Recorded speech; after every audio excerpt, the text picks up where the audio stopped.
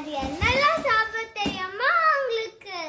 Insects, slugs, scorpion, அப்புறம் baby snakes கூட சாப்பிடும். இதே போல நீங்க புது பறவை எல்லாமே பாத்தீங்கன்னா உங்களை நம்ம கிட்ட கேளுங்க. அப்புறம் என்னோட வீடியோவை தொடர்ந்து